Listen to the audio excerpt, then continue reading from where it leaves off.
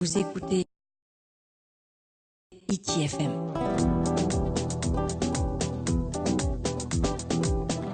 ITFM, la plus belle des radios.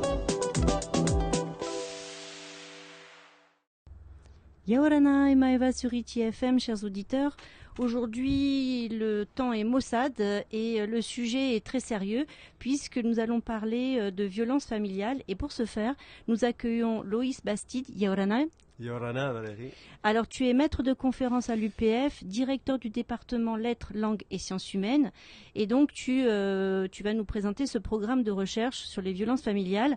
Donc, moi, j'ai trouvé en fin de compte cette communication via les réseaux sociaux et je me suis dit qu'on allait t'inviter aujourd'hui pour que tu puisses nous parler justement de ce programme de recherche et être aussi acteur citoyen puisque c'est une vraie problématique. On a fait déjà des émissions sur ce thème des violences familiales en Polynésie qui est une véritable préoccupation puisque l'on sait que les violences sont beaucoup plus fréquente proportionnellement quand on ramène ça à une tranche de population par rapport à la métropole. Tout à fait, oui. Je te laisse la parole. Donc effectivement, on a ce programme de recherche à l'UPF, donc programme de recherche qui est porté par la Maison des sciences de l'homme du Pacifique et qui est financé par l'Institut national de la jeunesse et de l'éducation populaire, qui est un observatoire du ministère de l'Éducation nationale. Et effectivement, le constat est celui que tu viens d'évoquer, c'est-à-dire qu'on aurait une surreprésentation des cas de violence au sein des familles sur le Fénois. Et c'est cette chose-là qu'on essaie d'expliquer. Avec le fait aussi qu'il est peut-être bien d'évoquer immédiatement, c'est que les chiffres sont quand même soumis à caution. D'accord. Ouais. Néanmoins, je trouve que ça c'est souvent dans les médias quand même qui sont relatés des faits de violence et bon, alors avec en toile de fond d'autres problématiques qui viennent se surajouter, mais néanmoins c'est une réalité. Il y a quand même de la violence intrafamiliale sur le territoire. Donc comment va être mené ce programme de recherche ? Alors, il y a plusieurs volets. On est actuellement sur le premier volet. Dans lequel alors il y a deux choses qu'on essaie d'observer en fait. Il y a un volet où on fait une recherche, ce qu'on appelle une recherche qualitative, où ça passe essentiellement par des entretiens avec des personnes qui sont liées directement à cette problématique, alors que ce soit des personnes qui sont ou qui ont été victimes de violences familiales ou des auteurs aussi, ce qui nous intéresse beaucoup. Et puis on a un deuxième volet qu'on aimerait pouvoir développer. Alors on n'est pas sûr encore des modalités, mais où on aimerait proposer des chiffres un peu plus fiables. Lorsque je disais que les chiffres sont soumis à caution, je pense que vivant à Tahiti, tout un chacun est bien conscient effectivement que c'est une vraie problématique sur le territoire. On y est confronté relativement souvent. La chose, c'est que ce sont des chiffres qui sont issus de la gendarmerie, donc ça concerne les cas... Les plaintes. Voilà, ça concerne les cas qui sont traités par la gendarmerie, ce qui fait qu'il y a tout un ensemble de cas qui n'arrivent pas à ce niveau-là. Quand tu dis traiter, excuse-moi de faire une toute petite parenthèse, c'est par rapport à leurs interventions ou par rapport justement à des vraies plaintes ou des mains courantes qui sont déposées? Non, ce sont des interventions, donc... Nombre d'interventions, d'accord. Donc ce qui est peut-être plus... qui se rapproche peut-être un peu plus de la réalité, mais comme tu dis, il y a aussi dans la culture tahitienne le tabou du fait qu'il y a des choses dont on ne doit pas parler. Tout à fait. Et donc on sait très bien qu'il y a beaucoup de cas qui sont probablement gérés au sein des familles où on pense aussi notamment au rôle majeur des congrégations religieuses, notamment dans la médiation dans ces cas de violence familiale. Donc on ne sait pas. Et il y a probablement le fait aussi que ce sont des violences qui sont assez visibles ici, alors qu'ailleurs elles resteraient plus cloisonnées au sein des familles. Donc c'est des violences qui apparaissent plus souvent dans l'espace public ici probablement. Voilà, donc on a une incertitude sur les chiffres. Alors sur le volet qualitatif, ce qu'il s'agit de comprendre, c'est les processus. Comment est-ce que dans les familles on en arrive à ces situations de violence ? Alors ce qui nous intéresse, nous, on part avec un angle très large. C'est-à-dire qu'on on considère qu'il y a une problématique au niveau de la famille et que cette problématique va quelque part s'exprimer dans des formes de violence qui peuvent être différentes. Et on sait qu'on peut penser aux violences sur les enfants, aux violences de couple qui sont celles probablement auxquelles on pense le plus immédiatement. On a des formes de violence auxquelles on pense un peu moins souvent, qui sont notamment les violences sur les matariapos, qui sont très fréquentes aussi. Donc voilà, on a cette violence et maltraitance. Pour vous, c'est dans le même. Alors, c'est une des choses qu'on essaie de déterminer. Quel est le périmètre de la violence, parce qu'on a effectivement la violence telle qu'elle est définie au plan légal. On a la violence telle qu'elle est perçue par les personnes qui la subissent ou qui commettent des faits de violence. Et il y a probablement là quelque chose d'intéressant à aller voir, c'est-à-dire dans ce décalage-là, entre ce qu'on perçoit de la violence et la manière dont elle est définie par la loi, tout simplement. Voilà, donc ça fait partie effectivement des questions qu'on essaie d'explorer. Et ce qu'on fait alors concrètement, lorsqu'on rencontre les personnes, c'est ce qu'on appelle... donc je suis sociologue, nous on pratique ce qu'on appelle des récits de vie, où on va essayer de comprendre comment dans la vie d'un individu ces situations de violence se sont construites. Et là on a un vrai angle mort, c'est-à-dire qu'on sait peu de choses là-dessus. Notamment on a probablement tendance lorsqu'on arrive sur le Fénois à vouloir imputer ça à des questions culturelles. Ce qui est quelque chose auquel on croit assez peu, donc on est plutôt en train d'essayer de chercher du côté des conditions sociales de vie, d'existence. Donc voilà, il y a énormément de choses, de paramètres à prendre en compte avec très peu de savoir à la base. Et l'idée aussi, c'est que ça puisse être utile finalement à la prise en charge de ces questions de violence, à la fois essentiellement notamment par les pouvoirs publics. Donc dans votre post Facebook, vous appeliez justement un petit peu à rencontrer des personnes soit victimes, soit les auteurs de ces violences. Vous avez déjà rencontré un certain nombre de personnes ? Oui, tout à fait.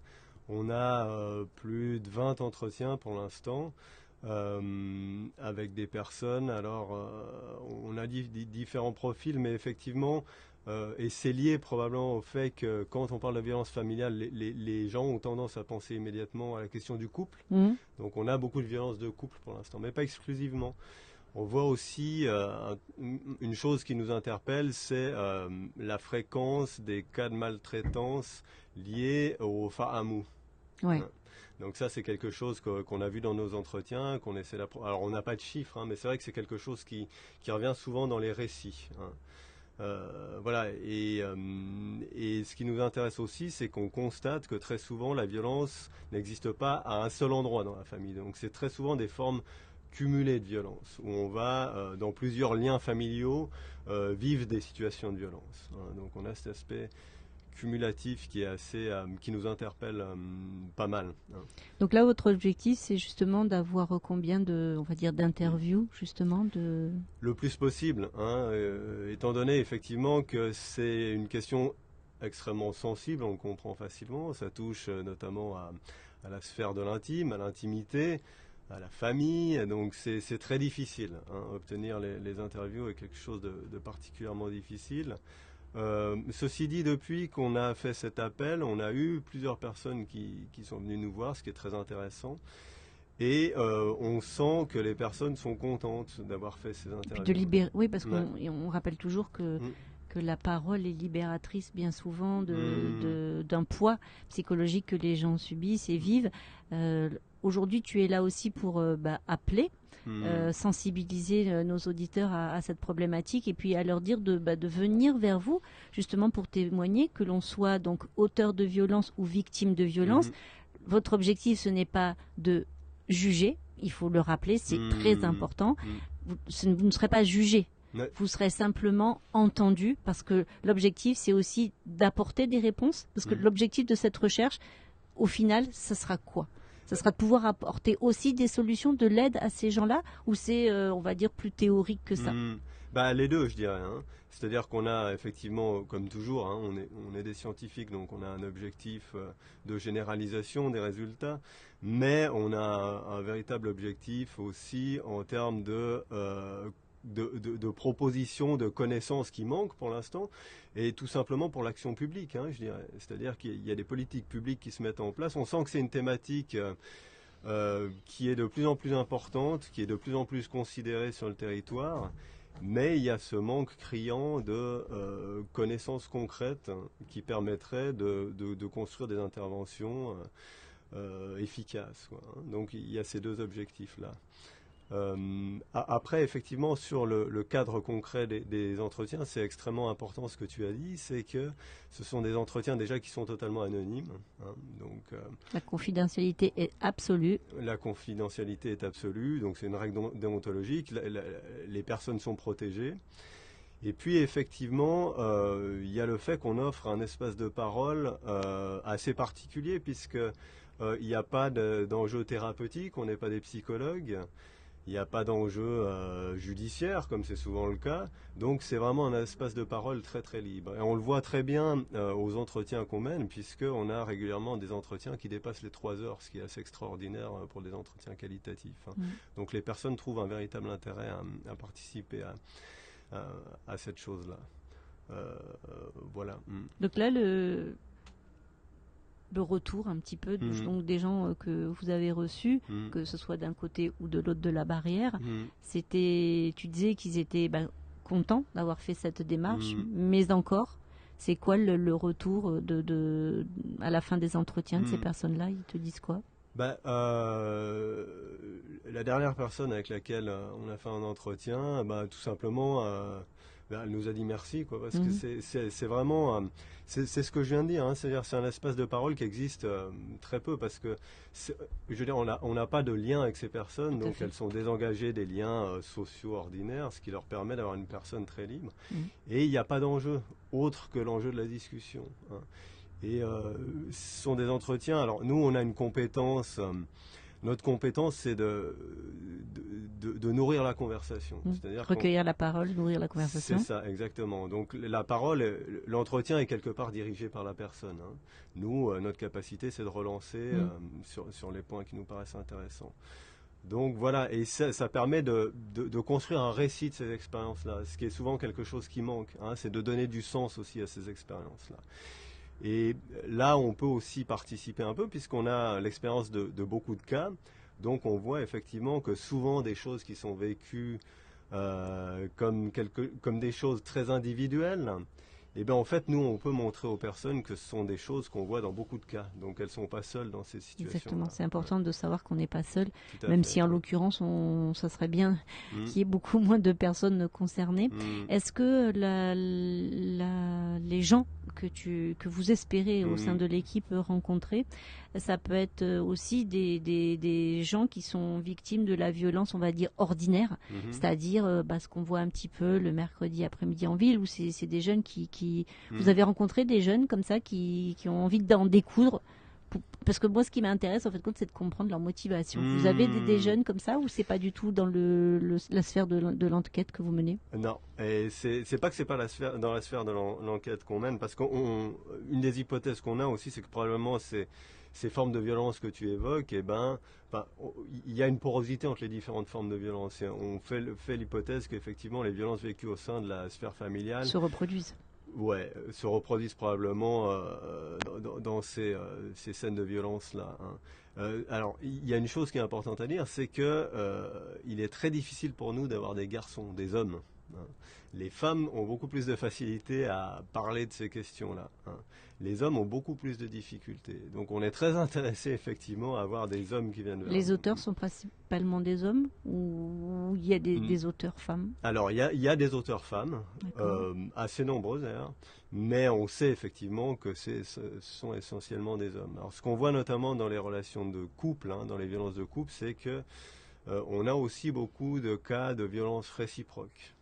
Ah bah oui. Il y a un moment, la victime se rebelle aussi. Ouais, mais ça peut être plus équilibré que ça. Ambigu que ça. Ouais. Et ce qu'on constate aussi, c'est que, alors une des spécificités, je dirais ici, c'est c'est quand même un rapport au couple extrêmement exclusif.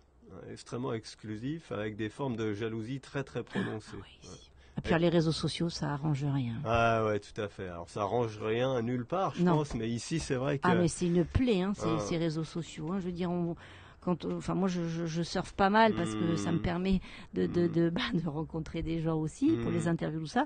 Je suis toujours effarée. Alors parce qu'il y a des gens quand même, ils sont clairement identifiés dans leur compte. Hein. Je veux dire, c'est pas, ils prennent pas des pseudos, des choses comme ça. De voir, quel que soit le sujet, à quel point les gens peuvent aller loin dans les propos qu'ils tiennent. C'est vraiment le défouloir. Alors, alors, je vais me faire l'avocat du diable 30 secondes, mais je me dis, bon, si les gens ils se défoulent là et ils se défoulent pas à côté, ma foi, pourquoi pas? Mais quand même, quoi, c'est un truc de fou, hein. Et je pense que c'est pas le cas. Je pense que les deux espaces se nourrissent mutuellement. L'un l'autre. Hein. Ouais, tout à fait. Après, ça, je pense que c'est pas une problématique locale. Non. Mais effectivement, ici, ce qu'on voit, c'est alors, ce qui nous frappe vraiment, c'est ce rapport très très exclusif à la relation de couple, où la mise en couple va trancher beaucoup de liens sociaux, en fait. Hein. C'est-à-dire qu'on se replie beaucoup sur le couple. Et avec les gens surinvestissent, c'est ça? Alors surinvestissent, oui, on peut dire non, ça. mais dans cette relation, c'est-à-dire que ça devient leur, comme tu dis, une part exclusive de leur vie, mais dans le sens pas que exclusivité du partenaire, c'est exclusivité de la relation, c'est ça? Tout à fait. Et ça peut aller très loin. Hein. Donc on a par exemple des femmes qui nous racontaient que leur conjoint supportait même pas qu'elles continuent à fréquenter les hommes de leur propre famille. Hein, donc ça peut aller extrêmement loin. Ah oui, et ça, c'est quelque chose vraiment de spécifique au Fénois, je pense. Donc là, il y a quelque chose à expliquer aussi. Au niveau culturel, tu penses? Je ne sais pas comment ça se construit. Hein. Nous, sociologues, on parle de socialisation, c'est-à-dire qu'il y a des apprentissages là derrière, effectivement. Oui, parce qu'ils n'étaient pas comme ça avant. Ça c'est très difficile à dire. On a peu d'éléments. Non, mais les gens sont sociables quand même avant leur relation. Ah oui. C'est ça. Non, je veux dire, c'est pas des gens qui ont continué à faire ce qu'ils faisaient, c'est-à-dire être associables. Non, c'est des gens qui étaient sociables et qui sont devenus totalement exclusifs de leur relation et de leur partenaire de vie. Parfaitement. Ouais, ça il y a un vrai seuil hein, dans la mise en couple. Et alors on ne sait pas. C'est quelque chose qu'on est en train de creuser, mais c'est pas à n'importe quel moment. Hein. C'est-à-dire c'est au moment de la première mise en couple sérieuse, où on considère vraiment qu'on est avec un partenaire dans une relation durable. Hein, parce qu'on a des aventures avant ça qui sont beaucoup moins exclusives. Bien sûr. Ok, écoute, donc concrètement, quel est le message à faire passer pour justement que les témoins comme les auteurs, et je mets tout au féminin et au masculin, puissent vous contacter, venir vers vous? Alors, je vais laisser mon contact de toute Bien manière. Sûr. Donc, on peut me contacter directement. Ce qui est important de savoir, c'est qu'on est une équipe de recherche. Donc, on a une femme qui est avec nous, ce qui peut, ça faciliter les choses. Donc, on se configure de la manière la plus aisée pour la personne. Bien sûr. Donc c'est-à-dire on se déplace, et puis on offre cet espace de parole, je pense, qui a un vrai plus pour les personnes.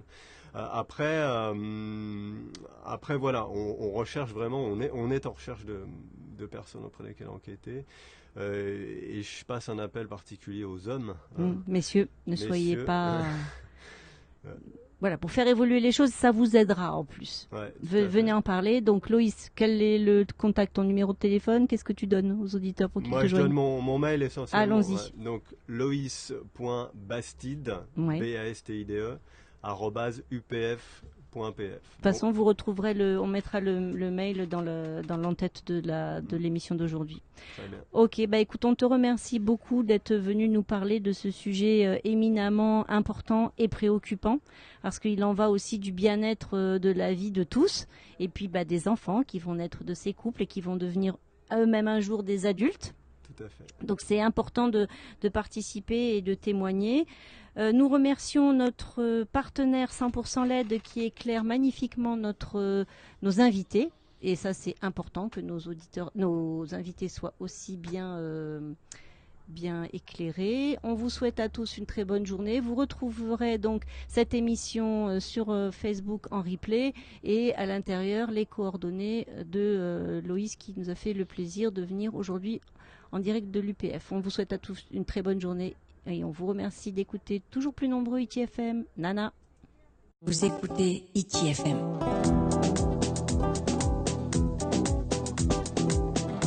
ITFM, la plus belle des radios.